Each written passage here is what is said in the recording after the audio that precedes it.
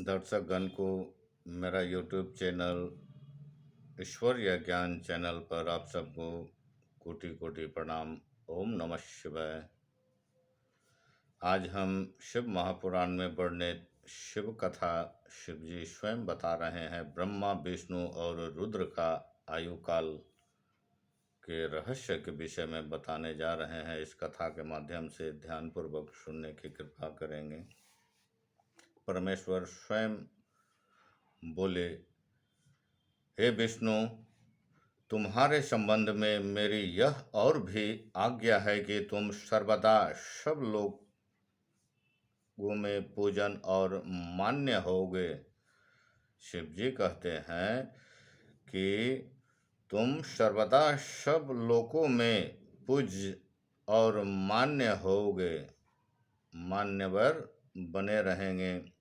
विष्णु जी को शिव जी कह रहे हैं, ब्रह्मा के बनाए लोकों में कभी दुख उत्पन्न नहीं होगा, तो तुम ही उसे नष्ट करने को तत्पर होगे और मैं तुम्हारी सब कार्यों में सहायता करूँगा। मैं तुम्हारे कठिन से कठिन शत्रुओं को मारूंगा। तुम अनेकों अवतार धारण कर जीवों को कल्याण कर अपनी कृति का विस्तार करोगे। तुम में और रुद्र में कोई भेद न होगा। यदि कोई रुद्र भक्त तुम्हारी निंदा करेगा तो उसके समस्त पुण्य शीघ्र ही सर्वनाश हो जाएगा, नष्ट हो जाएगा।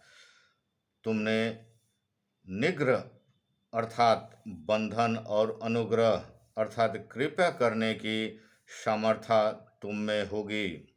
हे नारद, ऐसा कहकर मुझ ब्रह्मा का हाथ विष्णु के माथे पर रखकर शिव जी ने कहा कि तुम सर्वदा इसके दुख में सहायता करना। तुम सबके अध्यक्ष और भुक्ति मुक्ति देने वाले हो। तुम पर जब कभी कष्ट आवे तो मेरी इसी रुद्र शरीर का भजन करना। जो मेरा आश्रय लेता है उसके दुख अवश्य ही दूर हो जाता है। जो मुझ में और तुम में अंतर जानता है वो निश्चित ही नरक में गिरता है, नरक में गिरता है। अब तब इन तीनों देवताओं के आयु बल को सुनो। आयु उम्र को 4 युगों का ब्रह्मा का एक दिन होता है और इसी क्रम से रात भी जाननी चाहिए। 3 दिन का एक महीना और 12 महीने का एक वर्ष। इसी प्रकार के वर्ष प्रणाम से ब्रह्मा की 100 वर्ष की आयु होती है और ब्रह्मा जी का एक वर्ष विष्णु जी का एक दिन कहलाता है और वह भी इसी प्रकार प्रमाण से 100 वर्ष तुम जियोगे तथा विष्णु का एक वर्ष रुद्र के एक दिन के बराबर होगा और इसी क्रम से वह भी 100 वर्ष स्थिर रहेगा। तब सदाशिव के मुख से एक श्वास उत्पन्न होता है। इसमें उसके 21,000 से 100 और 600 दिन रात होते हैं। उनके 49 और निश्वास का एक पल 60 पल की एक घड़ी और 60 घड़ी का एक दिन होता है।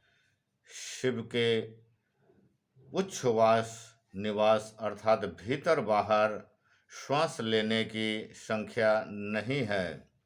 इसी कारण शिव का उत्थान अक्षय है। अतः तुम मेरी आज्ञा से रूप की रक्षा करते हुए अनेक प्रकार के गुणों से सृष्टि का कार्य करो। ब्रह्मा जी कहते हैं कि जब शिव जी ने ऐसा कहा तब उनके वचनों को सुनकर शिव जी ने विष्णु जी ने विश्वेश्वर को प्रणाम कर कहा कि हे कृपा सिंधु, मैं आपकी सब आज्ञा को सर्वदा के लिए शिरोतार्थ करता हूँ। माने कि शिव जी के आज्ञा को अपने सर पर पूरा अर्चन कर लिए, ले लिए शिव की आज्ञा को, वचन को। शिव जी ने जो जो विष्णु भगवान को कहे वो वचनों को अपने सिरों पर वो स्वागत किए, रख लिए।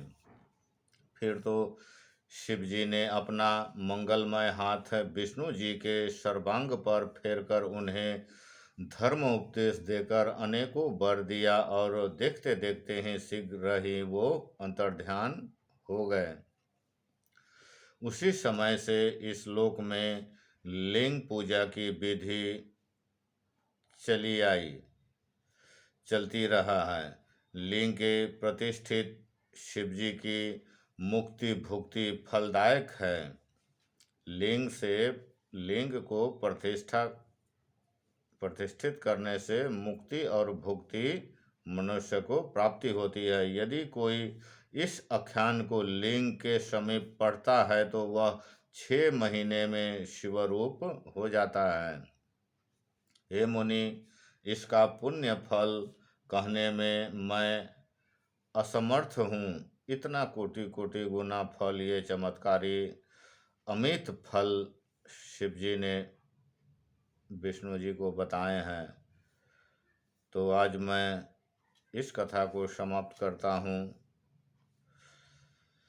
और आप सबसे मेरा नम्र निवेदन है कि शिवलिंग के समीप इस शिव जी का, ब्रह्मा विष्णु और रुद्र का आयु काल का महात्म्य रहस्य कथा को अवश्य शिव जी के लिंग के समीप मंदिर में जाकर सुबह या सायंकाल को अवश्य पठन पाठन करे, कथा को सुने सुनाए।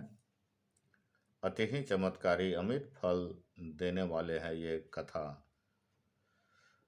तो आप सबसे मेरा नम्र निवेदन है, इस कथा को समाप्त करते हुए अनुरोध है कि इस चैनल ईश्वरीय चैनल को सब्सक्राइब लाइक करने की कृपा करेंगे। आप सबकी मंगलमय जय जयकार हो, मेरा यही ईश्वर से विनती है। ओम नमः शिवाय, नमः शिवाय, नमः शिवाय, हर हर महादेव, शिव शिव शिव शिव।